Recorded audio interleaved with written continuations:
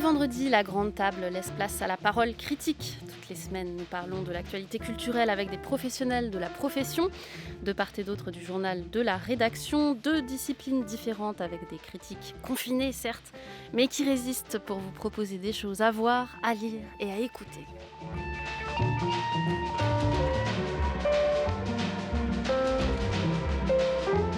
La critique. Lucille Comot.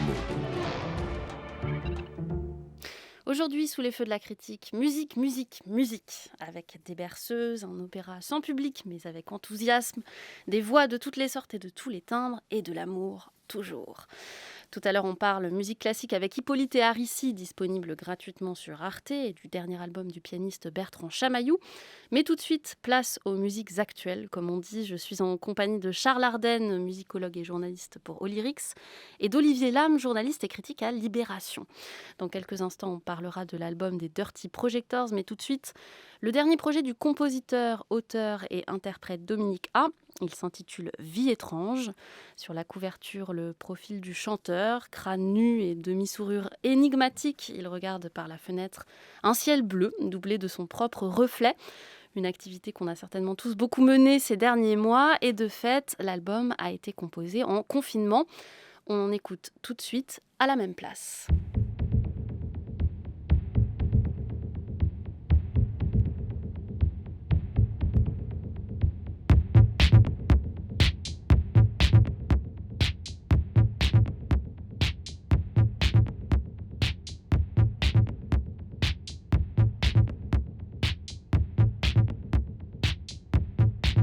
Ils attendaient dans la voiture.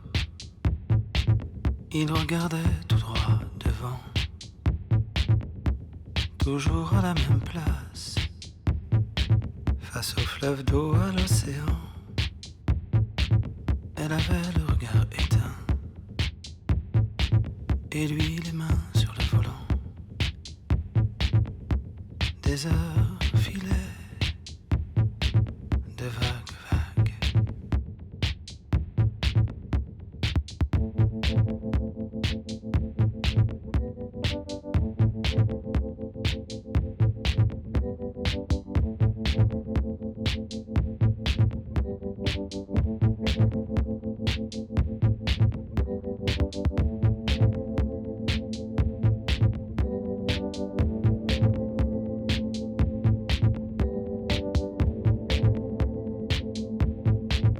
Ils attendaient dans la voiture.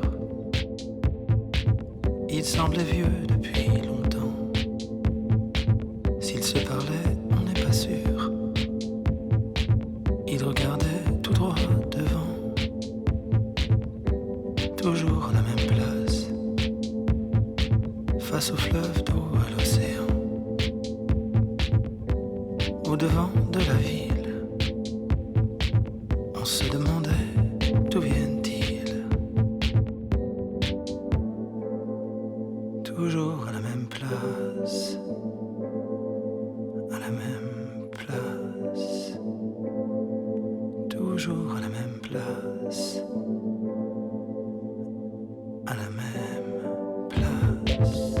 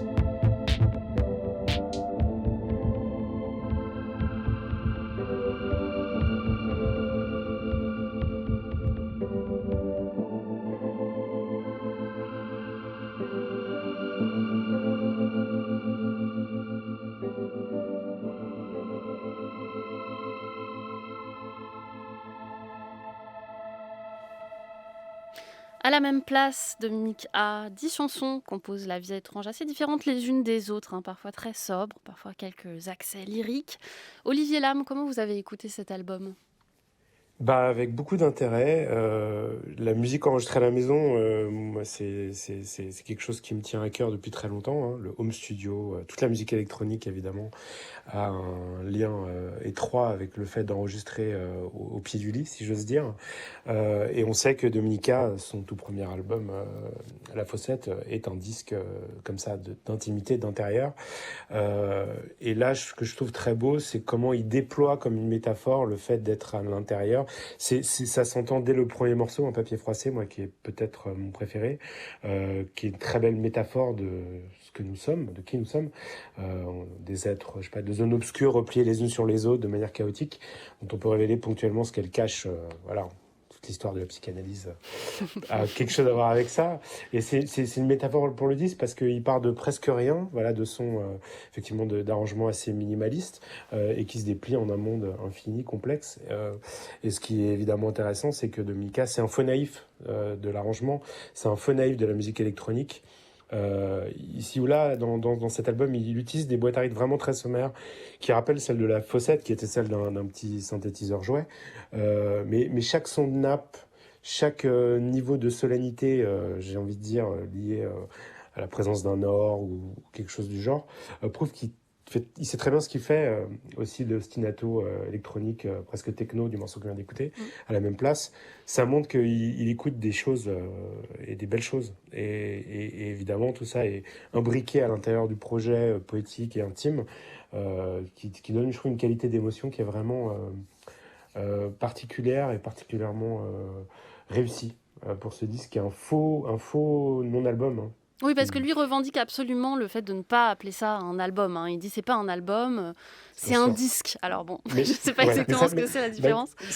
c'est juste qu'il n'y a pas toute la machine, j'ai envie de dire, le, le- le long terme, le budget, discuter avec la maison de disques, les musiciens qu'on fait venir, les voyages qu'on fait, le storytelling qu'on commence à fabriquer, tout ça. Effectivement, tout ça est un peu exclu de ce projet, mais en fait, il y a des dizaines, des centaines, voire des milliers de très grands albums de l'histoire de la musique qui ont été faits dans des conditions, je veux dire, minimalistes, comme celle de celui-ci. Oui, et puis ceci étant dit, c'est aussi une bonne manière par la négative de faire du storytelling.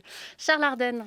Oui, cette distinction faite par Dominica entre disque et album, elle peut paraître anecdotique. Moi, elle m'a quand même pas mal intéressé, et aussi en lien avec ce que disait Olivier Lam, dans l'idée que c'est un disque de transition vers, en effet, le prochain album qui sera, en plus, qui est attendu comme un hommage anniversaire à La Fossette, qui était un disque tellement important dans l'histoire de Dominica, et puis, on va dire, de cette nouvelle génération, de On appelle la nouvelle scène française. Absolument, absolument.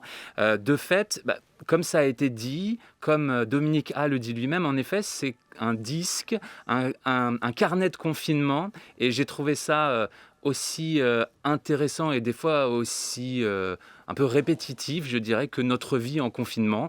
En effet, je me suis tout à fait imaginé que ça correspondait à la période qu'il a passée. D'abord, il commence à réexpérimenter, on pourra dire, avec des boîtes à rythme, à retoucher à de l'électronique, à faire des petites tentatives avec des pistes comme ça, très, très, très alanguies, allongées, mais où il y a quand même de la variété, bien sûr, c'est Dominique A, aussi bien dans le travail instrumental que dans le lien très poétique entre paroles et musique.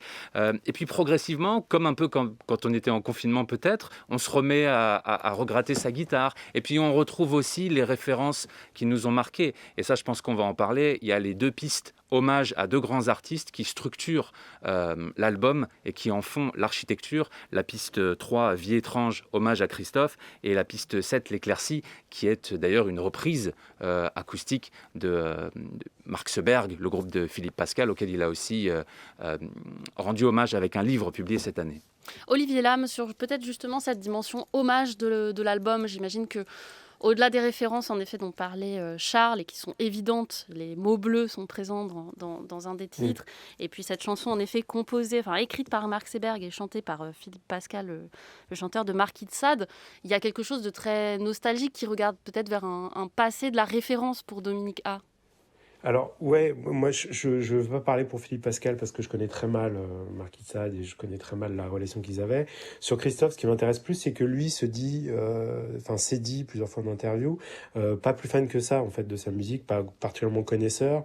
Et ce qui est étonnant, c'est qu'il récupère quelque chose de la prescience, j'ai envie de dire, formelle de Christophe dans le morceau qui lui rend hommage, qui donne quand même son titre à l'album, c'est pas rien. Comme il y a une espèce d'effet, comme une métempsychose, enfin, il se passe un truc vraiment étonnant. Moi, c'est mon morceau préféré sur le disque, enfin, mon deuxième morceau préféré avec celui qui l'ouvre. Oui, vous avez beaucoup de Euh, morceaux préférés, on a l'impression, Ouais, Olivier. non, mais non, non, c'est-à-dire qu'il y a un peu il y a deux qualités de chansons dans le disque. Il y a les morceaux les plus nus, les plus répétitifs, et les autres qui sont un peu plus, on va dire, plus lyriques, un peu plus outrés. Moi, je préfère largement les plus nus, où ils chantent un peu différemment. Ils s'étranglent presque la voix dans Vie étrange. Moi, je trouve ça très beau. Oui, Et ça ils se change beaucoup, l'étranglent, ça change voilà, beaucoup sa voix. Et d'ailleurs, c'est un hommage évident. Bon, il dit plus de mots bleus, et il y a quand même quelque chose de la cassure de la voix de Christophe, qui, on le rappelle, est exactement. décédé du Covid en mars dernier. Pardon, je vous ai coupé, Olivier. Oui, oui, non, voilà, il y a une espèce d'effet d'imitation involontaire, on ne sait pas vraiment comment ça s'est passé, y compris dans ce morceau avec cette vision sonore, on dit en audio, je crois, hein, c'est ça le mot, qui est quasiment une espèce de dub techno-glacial très beau avec un pied répétitif mais très rentré qu'on entend à peine. Donc c'est un morceau qui est plein d'illusions sonores, qui est très beau, dans lequel il n'y a pas grand-chose, mais dans lequel il y a un espace qui se crée, qui évidemment crée un rapport au présent, au passé, qui se compacte un peu, qui est vraiment quelque chose d'assez bouleversant, d'autant que le disque, il le chante, hein, il parle du fait il parle du ressassement dans le premier morceau, Mm. il parle qui est une forme de nostalgie, et il raconte comment on se construit à travers comment dire, ces moments où on s'autorise à se lever dans son propre passé et dans les émotions qu'on ressuscite. Et quelque chose qui viendrait, qui serait presque le contraire de ce cliché qui est la résilience, qui voudrait nous faire croire qu'on est des êtres qui changeraient du tout au tout d'une époque à l'autre et qui pourraient passer comme ça, se débarrasser des mauvais souvenirs, du deuil, je sais pas, comme de déchets, alors qu'on sait évidemment que notre esprit ne fonctionne pas du tout comme ça. Et peut-être qu'on en reparlera après, je sais pas si on aura le temps, mais il fait quelque chose avec les clichés, avec les manières comment dire, faire une sorte de plaidoyer comme ça pour les émotions entières, le premier degré, y compris en se parlant à soi-même, que je trouve vraiment frappant. Charles Ardenne. J'ai aussi vraiment été frappé par cette construction. On la voit même littéralement, en fait, dans la conjugaison des verbes. Tout le début de ce disque, pas album, hein, est conjugué à l'imparfait. Ce n'était rien, c'était un endroit mystérieux.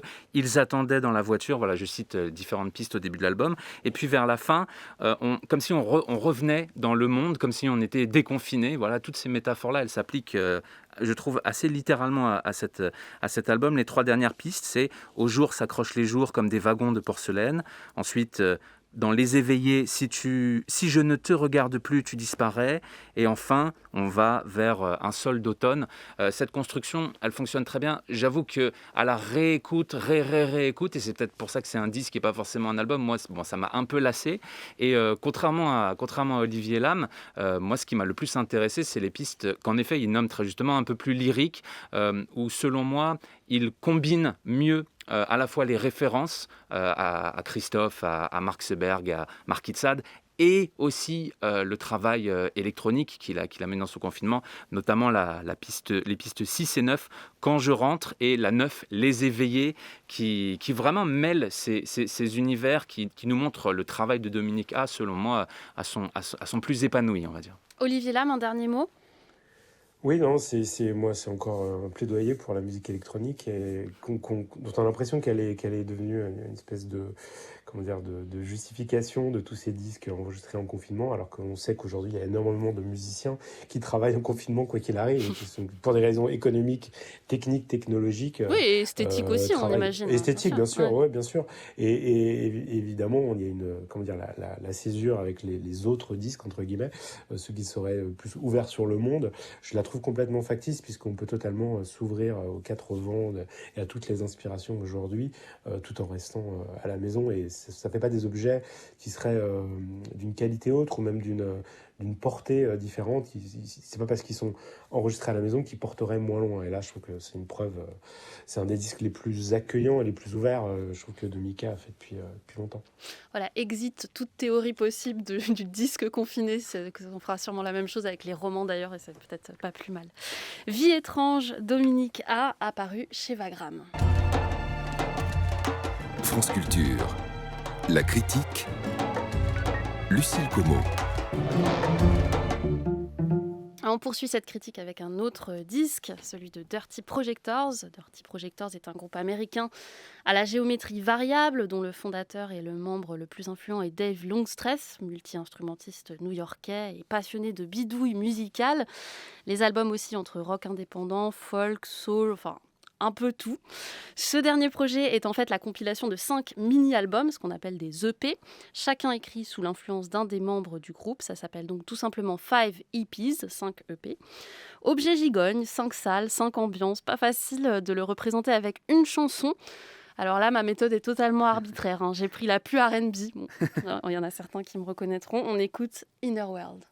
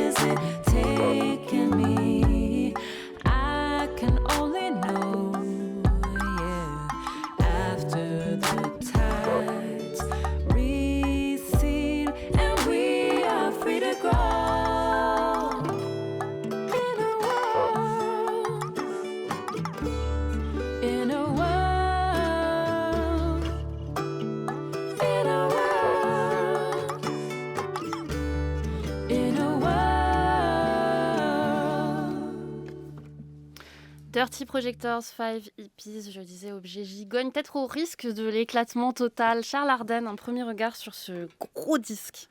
Moi, j'allais dire, en effet et à l'inverse, j'ai trouvé que ces gigognes, sans casse, très s'emboîtaient très très bien. Si on prend n'importe quelle piste, quand on reprend n'importe quelle piste, même en aléatoire, je trouve dans la réécoute, on voit tout de suite de quel EP, la Extended Play, de quel, vous disiez mini-album ou super single, ouais. on pourrait le voir comme ça. Ouais. Ça vient parce qu'en fait, chacun de ces EP a été confié, la direction artistique, on pourrait dire, a été confiée à l'un des 5 membres de cette formation qui, comme vous l'avez dit tout à l'heure, n'arrête pas de se reconfigurer. Là, on est dans la formation qui s'est constituée pour leur dernière tournée sur l'album Lent-Lead Prose en 2018. Mais ce projet de David Longstreth, il n'arrête pas de se reconfigurer, repartir dans tous les sens. Et bien, tout de même, j'ai trouvé une cohésion de ces 5 artistes, de fait, une cohésion des 5 EP. Et comme je le disais, en même temps, chaque EP, chaque morceau a sa patte, a son identité. Là, on a entendu un extrait du deuxième, donc dans Flight Tower de Felicia Douglas, qui a la voix voit un peu, voilà, on pourrait multiplier les références, que ce soit Alicia Keys, Beyoncé, etc. Mais on entend aussi dans l'accompagnement la guitare acoustique qui va venir dans l'EP suivant, qui est un hommage à Joao Gilberto. On entend aussi le travail électro qui est particulièrement mené, je trouve, dans le 4e EP qui se nomme Earth Crisis. On entend aussi toute cette beauté des harmonies vocales qui est présente comme un fil rouge à travers du coup tout cet album composé de 5 parties. Moi, je l'ai vécu un peu, d'ailleurs c'est comme ça qu'on nous l'a envoyé, un peu comme les 5 saisons d'une série. Vous savez, on a saison 1, épisode 1, saison 1, épisode 2, etc., etc. Et ça fait une cohérence, justement, dans la richesse. C'est ça que je trouve, et le tour de force de cet album. Olivier Lam. Oui, pour tout dire, la cohérence, elle vient de l'aide de Dave Longstress lui-même, il faut dire la vérité. Mais c'est quoi musicalement cette cohérence? Enfin, je voudrais rentrer un peu dans la chair musicale.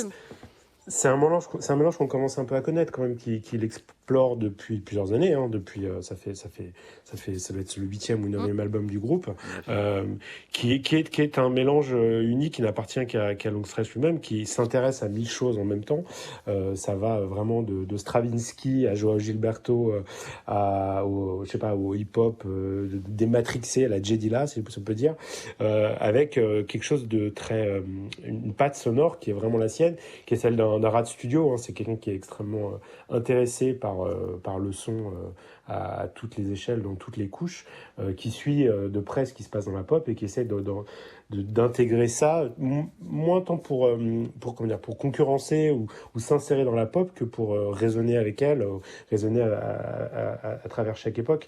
Et là, ce qu'il a fait simplement, c'est qu'il a décomposé un peu ces différentes lubies du moment pour en faire 5 EP et pour inviter ces différents chanteurs à exprimer différentes facettes, y compris en s'intégrant lui-même, puisque c'est lui qui chante la partie qui s'appelle Super Joao, qui est la partie la plus bossa nova, si on peut dire, et la plus acoustique. Mais c'est un musicien que je trouve très intéressant parce qu'il est à la fois dans une générosité totale, c'est-à-dire qu'il laisse effectivement chanter, il laisse le premier plan à des inconnus, faut dire la vérité, puisque là ces chanteurs et chanteuses qui sont invités sur le disque et qui font partie du groupe actuellement sont des gens qu'il a été vraiment piochés au fin fond de l'underground, on va dire indie rock actuel. Tout en un peu à la manière de Woody Allen, si j'ose dire, il les fait chanter comme lui chante en fait.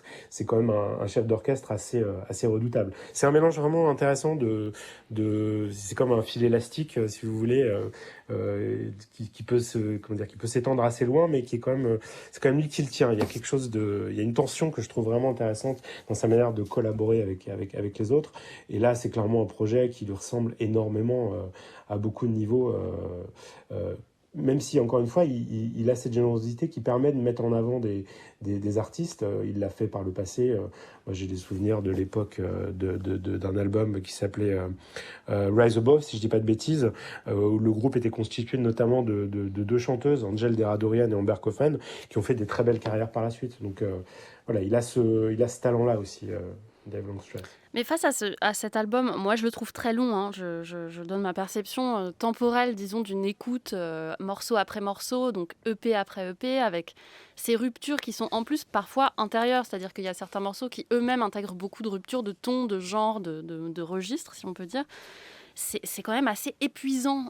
Et je me demande si ce que ça ne crée pas comme effet, ce ne serait pas de très vite chercher à hiérarchiser et à chercher ce qu'on aime là-dedans à l'exclusion du reste. Charles Ardenne. Oui, j'entends tout à fait cette écoute. Moi, je l'ai vraiment apprécié, au contraire, et comme une forme de richesse, et à chaque fois comme la découverte d'un nouveau détail, d'un nouveau travail sur un timbre. On entend, rien que dans la piste qu'on a entendue, en effet, vous avez tout à fait raison, enfin, je suis tout à fait d'accord en tout cas, sur le fait qu'on pourrait se perdre en se disant, qu'est-ce qu'il y a comme détail, les hiérarchiser, les remettre dans l'ordre ou quoi, essayer de les retrouver aussi, parce qu'on peut faire le petit jeu d'essayer de les retrouver d'une piste à l'autre, d'un album à l'autre.